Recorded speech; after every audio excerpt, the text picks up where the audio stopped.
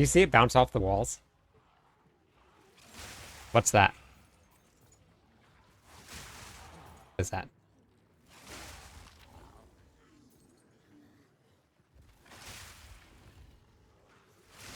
That big one is just a cosmetic skin. But those are my frenzy charges. Oh, you did it. Okay. Let me add that on. And that is what it looks like running through Cruel for the very first time on this character. This had to be the fastest playthrough that I've ever had out of any class that I've played.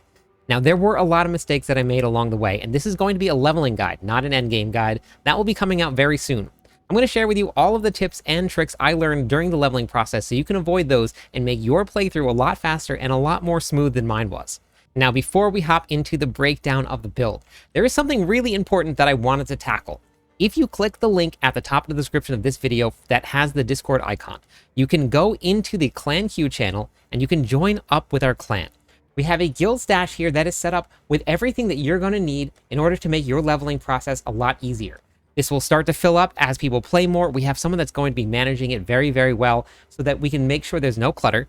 All of the gear is going to be open for anybody to take. If you need a couple things, you can always request some skill gems, you can request some currency, whatever is going to end up inside of this guild stash. It is open to all of you that want to join up. Lastly, it was amazing. We had a lot of people in there that were just constantly donating, helping each other out. So if you're looking to make your entire process a lot more fun and enjoyable, hop into Discord with us. Now, for the gear and how we're going to be going over this. As we did the leveling process, I made sure that I saved all of the gear that I had at each stage of the game inside of the Mobalytics Planner. Now, some of the gear that I have here has been found in maps, and I updated a little bit after I got into the map section of the game, and I completed Cruel. So we're going to use the planner a lot to talk about the gear and where I was, and then how I got there. If you have never used a planner before, that's going to be in the description of the video also. This is what it looks like here. I have it broken down by acts, and every single time I completed an act, I would make sure that I would update the gear, put out a short video on where I was. All of those videos will be in the description of this video as well, so you can kind of keep up with where I was in the journey of leveling. For the gear, and we're going to talk about the acts and then Cruel. I'm not going to do a complete breakdown for every single act because you can follow along, but a couple of the main points that you're going to be doing and you're going to be looking for is you want to be running a spear with very, very high physical damage. And because we're running lightning spear, especially towards the end of Cruel, I found that lightning damage on your weapon was something that was very important and that did a lot of extra damage. Accuracy rating is going to play into doing more damage as you get through your passive tree. You want to find accuracy rating, high lightning damage, and then high physical damage. Those are going to be the three main things to look for as you're going through, and you're going to set yourself up for Cruel. For your helmet, make sure that you look for anything with resistances. That's going to go for all your gear. Now, with the way that this build is set up, and a lot of people have asked me about taking the shield off and then using the node that gives you increased attack speed. With this specific setup, we do a ton of damage just throwing our spear once every couple seconds. So we don't really need it, and we get a whole bunch more stats to make your leveling process a lot better by keeping the shield on. And I'll show you a little bit of the gameplay and how we do the setup so that you can see exactly why we're doing it this way. Now, in the endgame version of it, this may change. We'll get to the endgame build, so make sure you keep out for that. Hit that subscribe button so you don't miss out on the endgame build. Same thing is going to go for the amulet, but we do want to try and find anything with all stats or dexterity. There was a couple points where I needed to make sure that I shifted around some points. Having the all stats or even dexterity, intellect, strength on any pieces of gear was super helpful. Maximum life is going to make your playthrough a lot easier. There were a lot of times where maybe I made a mistake in a boss, I got hit, but I had enough life to survive it. You're going to be basically doing that for every piece of gear. You want to find anything that you can with life, evasion rating, accuracy rating, wherever it falls into, and then the main stats with some resistances. On your chest piece, if you can find something with spirit, that will allow you to unlock all of your abilities that you're going to need while you're leveling through the process. Movement speed is super important, so that was the first thing that I looked for on my boots, was just movement speed across the board anywhere that I could find it. The reason that is so important is because it allows you to move out of things. It allows you to move around monsters a lot faster. This was something that was very, very key as I got through the leveling process. For your belt, it was the exact same thing. We looked for anything with maximum life and then resistances wherever we could because we wanted to have more resistances to make yourself a lot less squishy, because sometimes you do feel a little squishy with the way that the game is set up now. For the gloves, same thing, max life, resistances. You can get some attack speed here if you want. You can get some lightning damage. It's going to be a piece that you're going to be able to use as a utility while you're leveling. When you hit your end game builds, a lot of that changes. But throughout the entire process, as I was leveling, I didn't get any currency or any gear given to me. I did buy 2 pieces of gear. And the 2 pieces of gear that I bought were a spear. So the only thing that I ever spent anything on was I spent 1x on this, and I used this all the way through Act 2 of normal, and then I eventually ended up replacing it once I got further into Act 3, and I replaced it with something that I pretty much used for the entire time. So for the skill gems, and now this went on a journey as well. In looking through the planner, how this is going to be set up, I understand that if we looked at my gear right now, I would have some level 2 and some level 3 support gems. Inside of each of the planners and each of the acts, I have it set up with only the support gems that I found. These are all level 1s. They're not going to be anything that's going to be super crazy that you're going to need a endgame character to find, or you're going to have to find some sort of currency or get help from anybody else. As we went through each act, we slowly updated each of the planners so that you can find what you're looking for. Now, you may find some further into the acts. You may not find anything until you hit Cruel, but that's going to be the way that we have this planner set up. So as you're going through, follow along with it. Now, each of the planners, we're going to look at different setups as well, because as I hit different stages of the game and I found different gear, I had to swap around some of the things that I did, and you'll be able to kind of figure out where you want to go with it. Now, with this setup here in Act 1, how we did it is we went Explosive Spear, Disengage, Parry, and Lightning Spear. In the very beginning of the game, the only way that you have to get your Frenzy charges, which they're going to be changing that a little bit, is going to be using Parry and then Disengage. That would allow me to get my Lightning Spear to use the Frenzy charge, which made it do a lot more damage and hit a lot more targets. I would drop 2 Explosive Spears, and then I would use my Lightning Spear after I parried and disengaged. So we use it in combination. So for Explosive Spear, what this is going to do, it's going to drop a spear on the ground that has a timer. When the timer goes off, it explodes.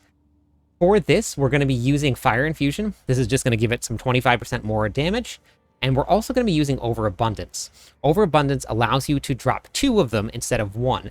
It also cuts down the timer for it to explode by 50%. Once we hit Act 2, things change up quite a bit.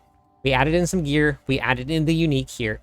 We added in a whole bunch more things. Now, looking at this, we didn't use all of these all the time. It was very situational. I still had a much faster clear time, dropping 2 Explosive Spears, throwing Lightning Spear, than I did running Twister, but Twister was doing a lot more damage for bosses, especially in small areas. So how we did this is that whenever we were running through maps, and until I found some elites, I would use Explosive Spear, just like we talked about in the previous one, and then I would use Lightning Spear as well. Now, what changed in this one? Explosive Spear, the Fire Infusion Overabundance stayed exactly the same. For Disengage, we added Brutality, and then we also added Unyielding here. Brutality is going to give you 25% more physical damage to the damage that Disengage does. Disengage shoots you backwards after you use it. If you hit an enemy with it after you've parried, then they give you a Frenzy charge if you do damage to that enemy with Disengage. So we did Brutality. That's going to give it 25% more physical damage. And then we're also going to do Unyielding. 8% of your damage taken while you're using the supported skill is going to be recouped as a life per quarter second. Now, we talked a little bit about Parry. What this does is you're going to hold up a buckler, and you have to be using a buckler in order to use this. While it's being held up, if a monster hits you and is not a slam attack, then you will actually block a lot of the damage back. It puts a debuff onto the monster that allows you to do 50% more attack damage to them, and then it also will allow you to disengage, which is what we talked about, and then gain that frenzy charge. Now, as you're going through, you can follow along with all of the videos so you can see an in-depth demonstration of how the build is going to work. For this one, we started running Herald of Thunder as well. This is going to do damage every time that you kill a shocked enemy. Your shock is going to come from your Lightning Spear. Inside of that, we're going to be running Concentrated Effect. It makes the area that it hits in a little bit less, but it does a lot more damage. Now, for the Twister setup, how this is going to work, I have the demo inside of the video for Act 2. Whirling Slash, you're going to use this 3 times. It makes your Whirling Slash whirlwind around you get bigger and bigger and bigger. After you have used it 3 times, the Whirling Slash will take on any element that is on the ground. You use Frostbolt. Frostbolt will now make the ground chilled. That means that you will now have a frozen Whirling Slash, so it's going to spin around you. Then, after you have created a frozen Whirling Slash, you're going to use Barrage. Barrage is going to ready a volley of arrows or spears, and it's going to empower your next projectile attack, which is going to be your spear, to hit multiple times. So our next projectile attack is going to be Twister. as we use twisters, it's going to shoot so many multiple twisters out. Now, this was scaling really, really crazy. They did pull it back in and correct the damage scaling. However, it still does a ton of damage in Act 2. This is what I used to make sure that I got that little bit of extra damage when I was fighting the bosses.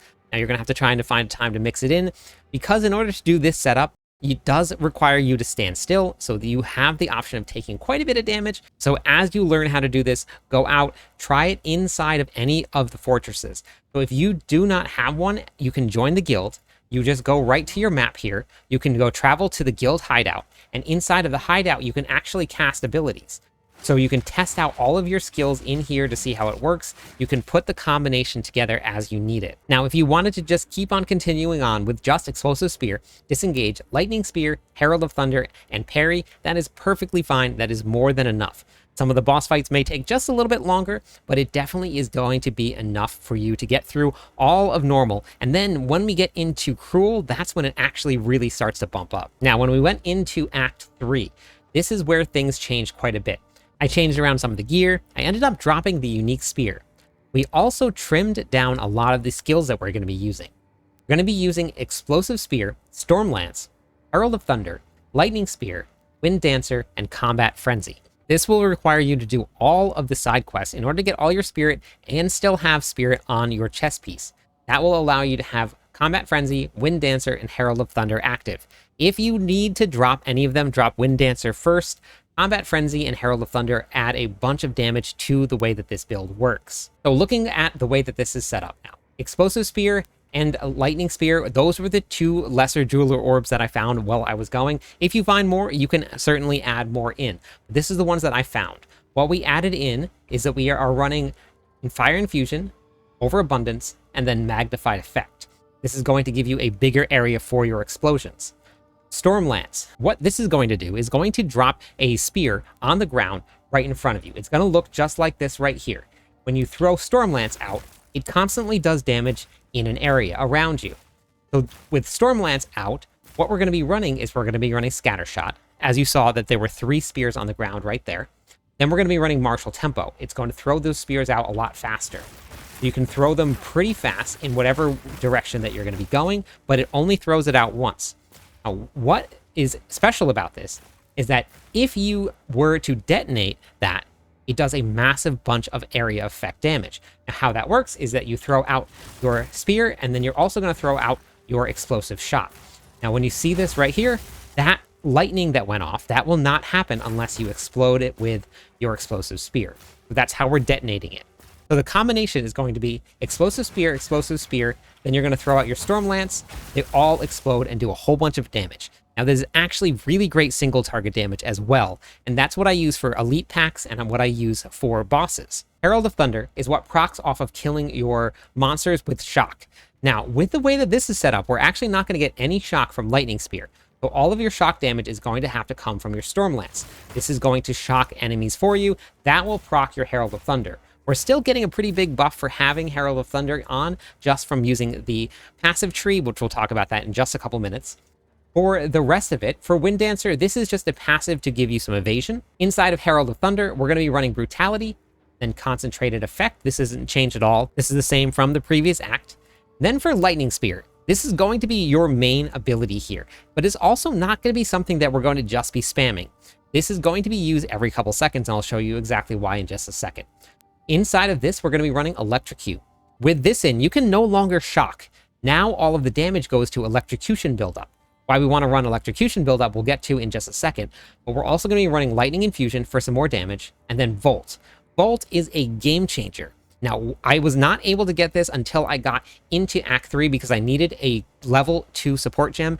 This is the hands down first level 2 support gem that you should use because it changed the way that this absolutely worked. It went from doing a bunch of damage to doing a massive amount of damage. So Volt is an absolute game changer here. So when you get your very first level 2 support gem, that should be the one you buy. Combat Frenzy is the reason that we're going to be running Electrocution, because when you electrocute an enemy, that's how you gain your Frenzy charge.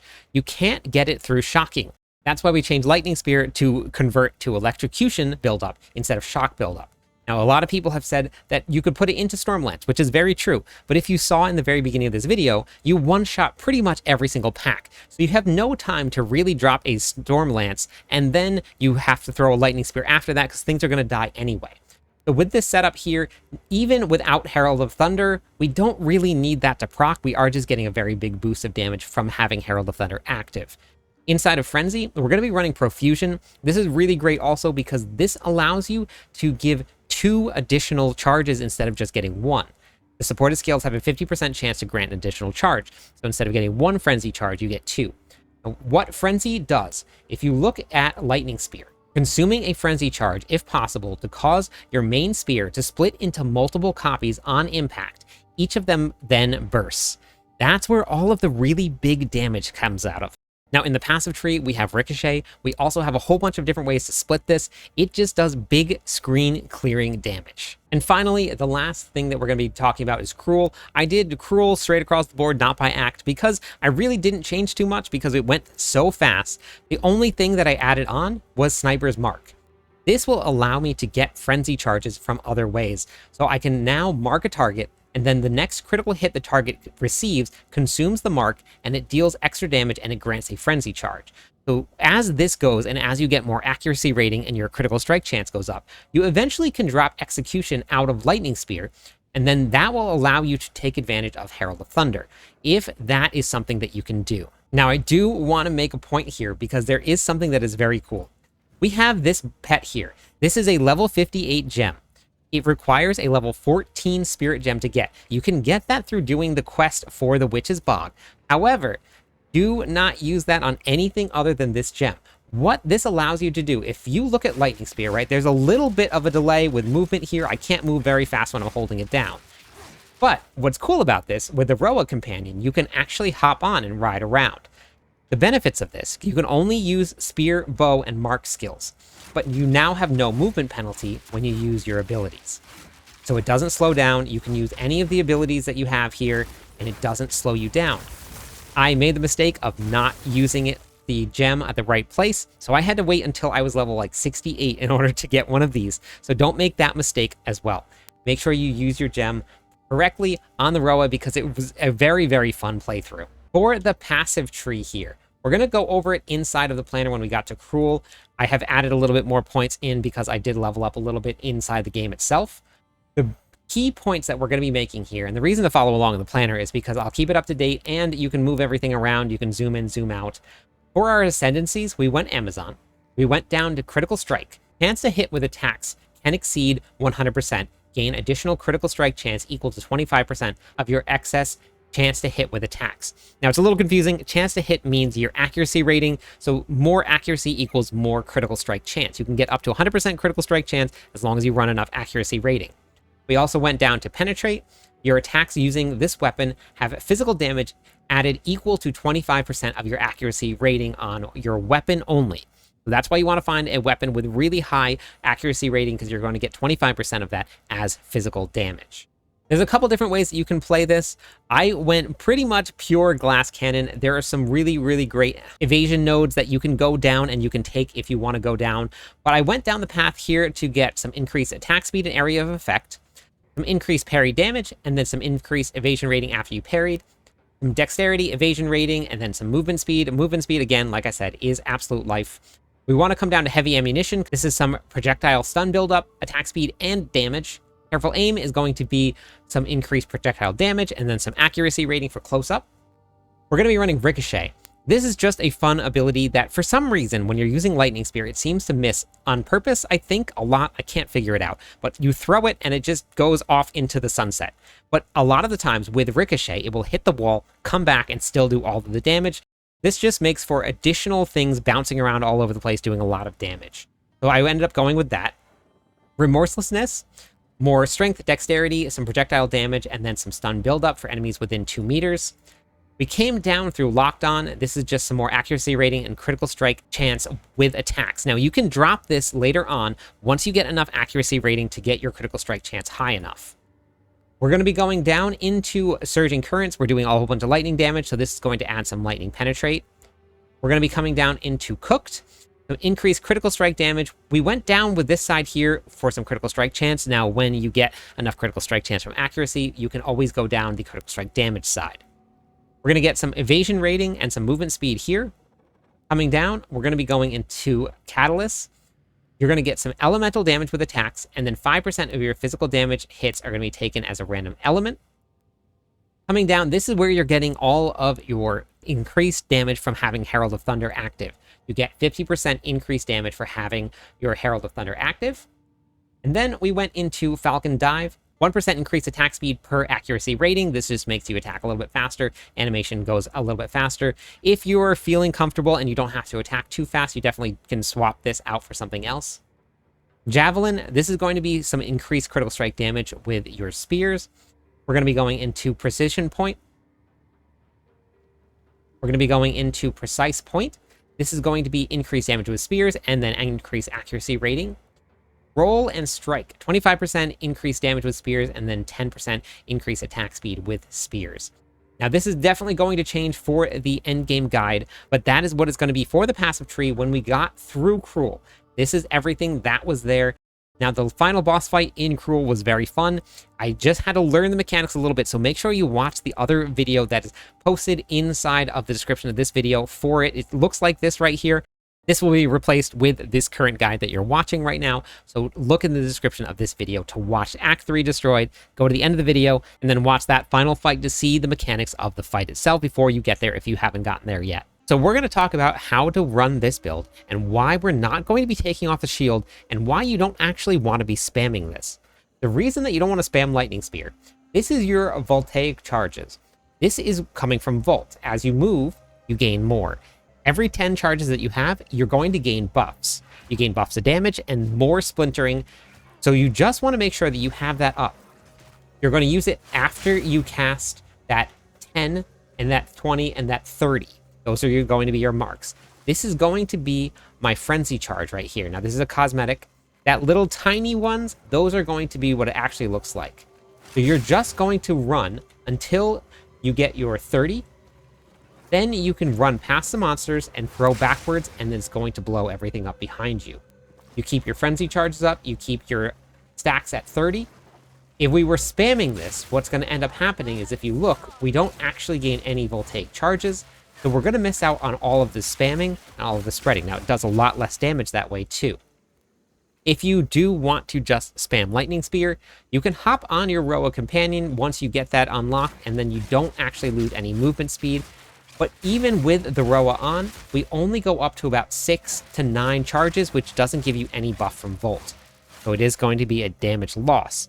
So you do want to just run past monsters, and then as soon as all your buffs are there, you throw one spear, everything dies, and then you keep on moving on.